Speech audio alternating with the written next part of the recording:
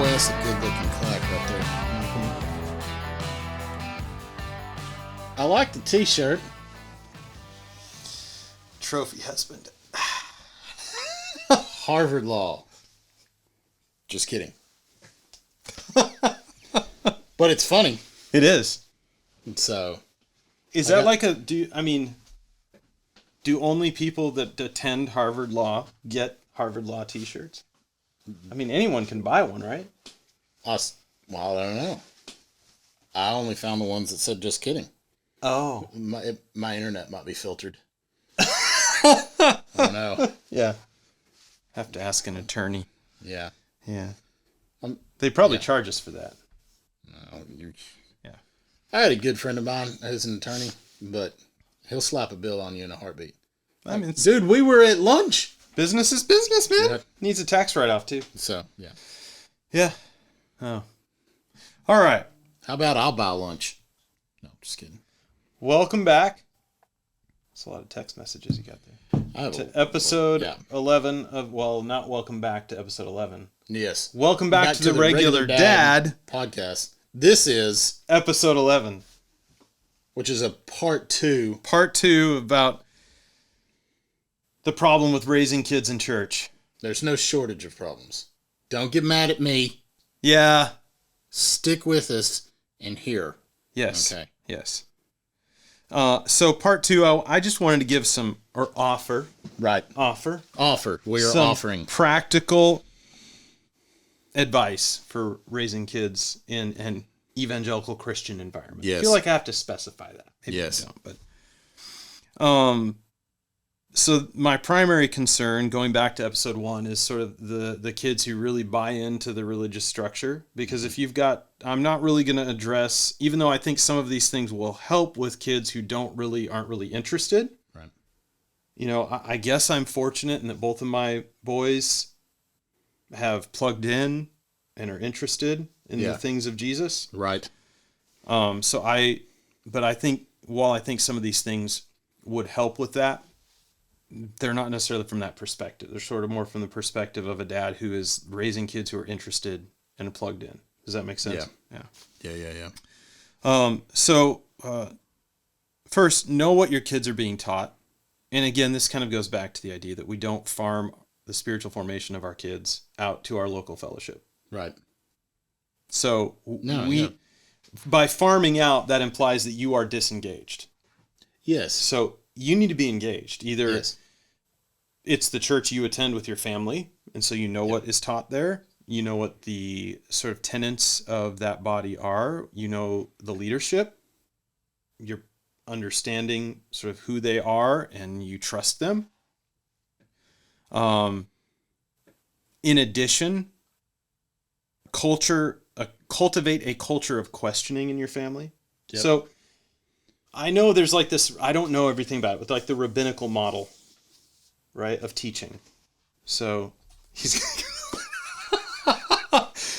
the way I understand the rabbinical model was it's a model of questions. So like the rabbi would ask a question and the students would attempt to or answer the question.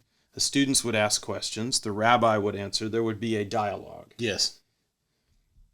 Know what your body is teaching, but also let your kids ask questions. Yeah. Like I think sometimes, especially for like guys like me who are big rule follower type people, don't you question the authority. Like that's because like, I said so. Yeah. Yeah. And of course there's a line, right? There's like a disrespect. But even that, like with my kids, because, you know, I was raised in a pretty strict environment in that regard. My boys will push back on me, and if it crosses the line, I kind of let the line bend a little bit, and I don't necessarily let it snap back real hard, because it hasn't needed to. Like, they understand when I say, hey, that crossed the line, that's usually all that's required for them to go, oh, I'm sorry, Dad. Yeah. You know? Yeah. And then we move on. So cultivate a culture of questioning. Misunderstanding happens. So if your kids come home and they say, hey, Pastor so-and-so said this tonight. Right. And you're like, that doesn't sound like something Pastor so-and-so would say. We've had that. And our kids go to the same church. Yeah. Okay. And it wasn't both of our kids. This was before our daughter started going, because she could offer clarification. Yeah. Had she been in there, because she remembers everything. But the son, who was like partially paying attention, because, Yeah. Yeah. Yeah. He was like, yeah, he said this. No, he didn't say that. You heard that. Yeah. That's Yeah, what it was you kinda heard. like, yeah.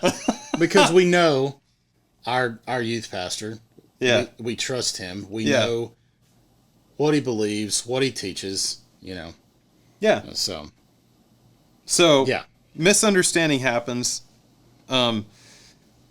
It's important that you deal with that you don't let like a bad seed of misunderstanding or whatever implant in your kid's heart, I think, and then get watered and turn into something that down the line they're going to have to sort of deal with. I don't Pluck the weeds, Jimmy. Yeah, yeah. That's good. Pluck the weeds. Yeah. Separate the wheat from the chaff. That's getting a little bit fire and brimstone. It's in there, though. Pluck the weeds. Yes. Listen, when I was at Harvard, no.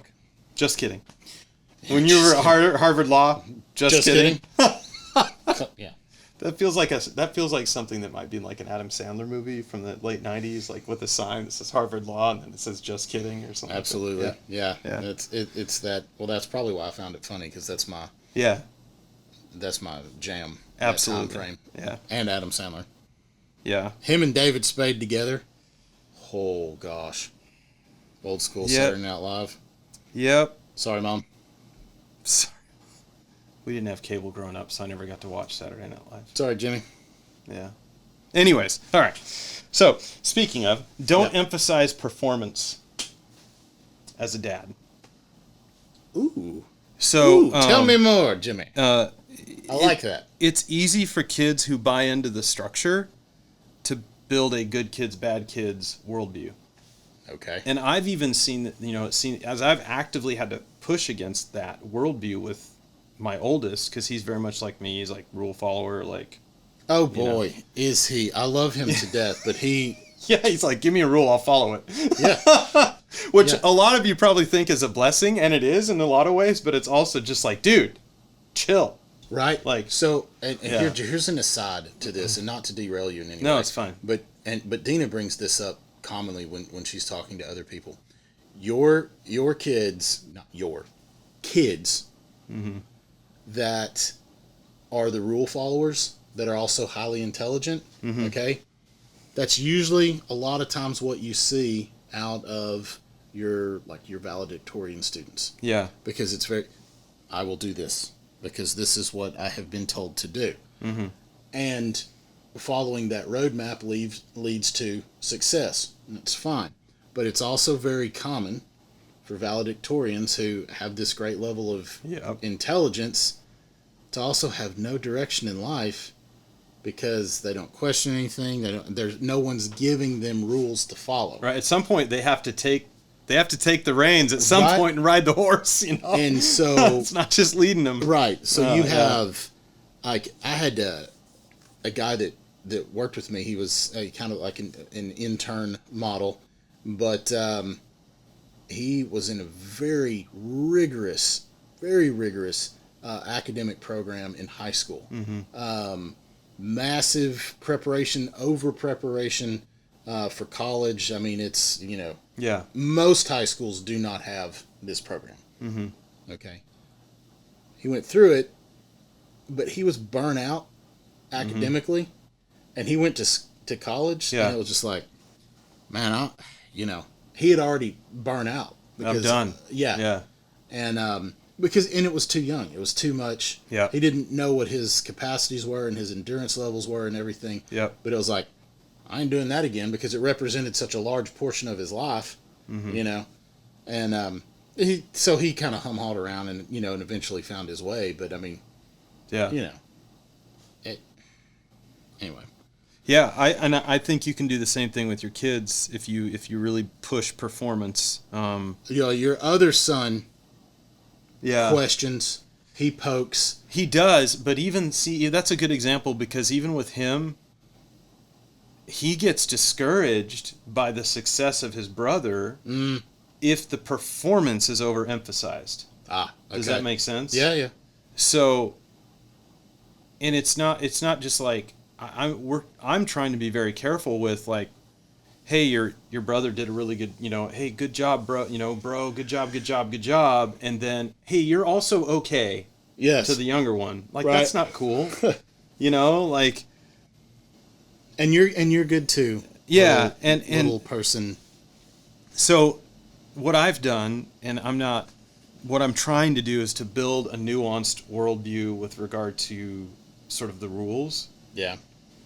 Especially with the oldest, but even with the youngest, because you're right, to some degree, he has to have the boundaries, he has to be reminded of the boundaries, whereas Sure. the other one has to be reminded not to draw boundaries where no boundaries are required. Yes. This is all I've ever done. That doesn't mean that's as far as you can go. Huh? Yeah. Yeah. So, it's safe here. but I'm trying to build nuance and trying to help them understand that it's not about performance, that to just, again, point them back to Jesus. Mm-hmm. Just be in relationship with Jesus. I'm not worried about you if you're in relationship with Jesus. Does that make sense? Yes, sir. On the flip side of that, don't cloister. So do you know what cloister means? Like, it's like monastic seclusion, like religious seclusion. So, I mean, you and I probably grew up around this the holiness movement and the not listening to secular music and the. Are you listening, Mom? Sorry, Mom. What's funny is that my parents never specifically prohibited secular music growing up. Right. My sister got in trouble for listening to some of the things she was listening to, which I don't think was entirely fair because I listened to some of the same things. And she pointed that out to me a few years back. She was like, you got off so much easier. Oh my gosh. I did. And she was right. She was the oldest, right? So, but I cloistered myself because, again, I bought into that whole structure thing. I'm like, well, music is bad. People are coming to our church saying that this rock and roll music is evil. Foosball's the devil. Can I just say this, and it may get me in some kind of trouble? The kind of music your kid listens to isn't going to send them to hell. Uh-oh. You poked the bear. You poked the bear. We can disagree on that if people would like, but hear me out. Right. Yes. That's not going to be the tipping point. Right. Would you rather your child grow up in a cloistered environment than heads out into a world as an adult and struggles to figure out what the heck is going on? Or would you rather a child who grows into adulthood fully aware of the culture around them, empathetic to the struggles of all the humans they encounter, and able to parse truth and fiction no matter the source? There you go. Right. How many kids do you know? I've heard the stories of kids who leave a very cloistered, strong, fundamental, sort of harsh, I guess is a word for it. I don't know if that's the right word for it, but strict Christian environment, and they go to Harvard, right? But for real, and they come back and they have just completely deconstructed their faith. Yeah. That's not what I want for my kids. No. Because if I believe something, because they're rule followers, you send them out and then they're following another set of rules. Right. Because someone else said, no, these are the rules. And if those people are more convincing than you as a parent, and you're just lining up two structures of rules, I guarantee you the intelligent people at Harvard are probably more intelligent than you are with their argumentative far more ability. Convincing. Yeah. No matter how stupid it may be, whatever they're saying. Right. Sorry, just kidding. We're going to get ourselves in trouble on this one. We're meddling. Yeah. So the point is this whole parse truth and fiction no matter the source. Like I really try with my kids to as I can, as it's safe, obviously with the 9-year-old, not as 16-year-old 9-year-old or 15-year-old 9-year-old, what I expose them to is different. But like peel back the layers on the world around them and expose them to things. It's like with my oldest, I was like, hey, you should listen to the Rolling Stones and you should listen to, oh my gosh, I can't remember the name of the other rock band from the 70s I gave him. But anyways, I gave him two bands. There's plenty. That were culturally significant, especially the Stones, to his grandfather, who's a Vietnam vet, right? Yeah. Because these were the songs that he listened to, you know, and a lot of those songs have cultural significance, especially the Stones, about that time. I'm definitely, the Painted Black is like one of my favorite songs. Yeah. So anyways, if you want the latter, if you want a kid who's able to get out in the world and parse truth from the foundation of a faith in Jesus, you got to be involved. And I know I keep sort of beating that drum. Yeah. Direct their exposure to the culture around them intentionally. Cultivate a culture of awareness in your relationship with them. And this comes out of 1 Corinthians 10:23. I'm going to read this whole set of verses. All things are lawful, but not all things are helpful. Right. All things are lawful, but not all things build up. Let no one seek his own good, but the good of his neighbor. Eat whatever is sold in the meat market without raising any question on the ground of conscience. For the earth is the Lord's, and the fullness thereof. If one of the unbelievers invites you to dinner and you are disposed to go, eat whatever is set before you without raising any question on the ground of conscience. But if someone says to you, this has been offered in sacrifice to idols, then do not eat it for the sake of the one who informed you and for the sake of conscience. I do not mean your conscience, but his. For why should my liberty be determined by someone else's conscience? If I partake with thankfulness, why am I denounced because of that for which I gave thanks? There's a lot there. You could probably whole sermons on that. But the point that I'm trying to make is that Paul like goes back and forth. He's like, eat, don't eat. It's contextual. Yeah. Based on what? Relationship. Like, let's raise our kids to be able to walk into Harvard with a vibrant faith in Jesus and love on everyone they see there with the love of Jesus. Like, I feel like that's kind of what Paul is saying. So, Yeah, but to fully know what they believe and not know of what they believe. Get to know them. Yeah. Don't be afraid. Like, I don't want kids who are afraid of the unknown, you know? So another point, use all forms of communication to be in their presence, guide them, care for them, love them, and teach them. Be on TikTok, be on Instagram, be on Facebook, understand the language of the times. If they're into gaming and you're not, maybe you talk to the guy down the road that has the LAN parties at his house that you always make fun of because him and all his nerd friends are always talking about computers. Yeah. Right? Maybe you loop him in. Yeah. Or like opposite of that for me. I don't like to hunt and fish. Well, Sorry. you've come to the right place. But I have friends Yeah. that if my oldest or youngest one day said, hey, Dad, I'd really like to learn to hunt. I got you. Let's get together with Mr. Shelton. Absolutely. Right? So loop in other fathers. There isn't a place your kids can go online or off that you shouldn't be aware of and at least have a basic grasp of. Do not, as much as it's possible, don't let your kids go out and explore the world around them without you being somewhat plugged in.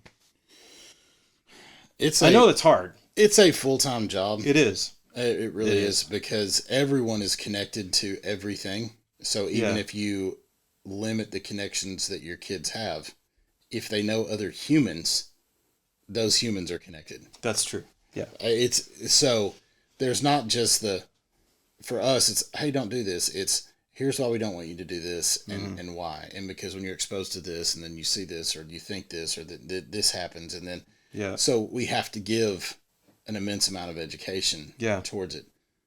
In some things it helps, in others it's not. We're planting seed. Well, and I think that's one of the main keys to this, because we're really just talking about trying to keep our kids' faith in Jesus to be real and resilient. And I think if you're just involved in the discussion, you don't step back and just like, I don't understand that. You go do your thing. Yep. It'll be all right. Yep. What doesn't kill you make you stronger. Oh Lord. You know. Your presence alone is huge. another point to prayerfully consider the hills that you'll die on. Mm-hmm. Especially as dads, I think that we can fill up on too many hills and like die on every single one. Yes, because everything's important, and you Right. want your kids to go learn every lesson. Yeah. You know, from like, I could see myself, my oldest is almost driving age. Like I could see myself being the guy that dies on the hill of you better wash your car. That's not a hill that I'm going to die on. Like that's my tendency. Yes. Fortunately, I don't wash my cars, so then it would also be hypocritical. So just add them to. I know you're a detailer, and just add them to the line. So yeah, it's getting hot in here now, isn't it? I didn't change the temperature. I messed with the thermostat. I should have just left it where you put it. It's your domain. So, anyways, last point, just to emphasize. Kick it back on. We'll be cutting glass in no time. Sorry, Mom. Sorry. It's fine. So, just point them back to Jesus. He's the author and finisher. If you don't believe he can do that, if you need to be in complete control and have all the answers, then that might say something about your faith as a father. Mm-hmm. And that may be something that you need to address. Yep. Yeah, you're going to work it out before you walk it out. Yeah. Yeah. No, that's all I got. Man, I appreciate that. I like that, regular dad stuff, raising kids. Yeah.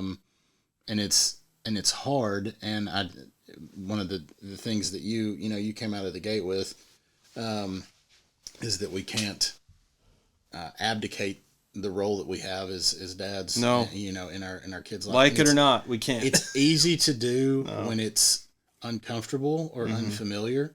Even if you're, big stand-up church guy, it's like, yeah, but I don't know how to teach it. So you have a responsibility to learn. Yeah, just walk it out with them. Yeah.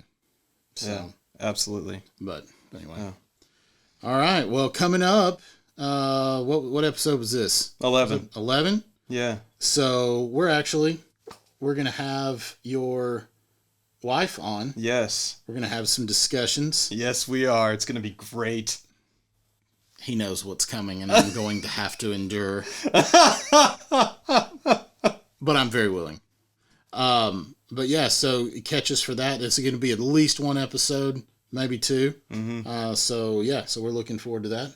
Yeah. And all right. All right. Y'all stay safe out there. We'll catch you next time. See ya.